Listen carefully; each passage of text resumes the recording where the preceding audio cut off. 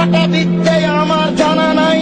পৃথিবীর কোন হিন্দু বিদ্বান, পৃথিবীর কোন খ্রিস্টান বিদ্বান, পৃথিবীর কোন ইহুদি বিদ্বান, পৃথিবীর কোন মুসলমান বিদ্বান, লাখো ইসলামী দল আছে, আহলে হাদিস ব্যতীত আর কোন দলকে মুক্তিপ্রাপ্ত দল বলে কলমে ধরেছে এটা আমার জানা নেই।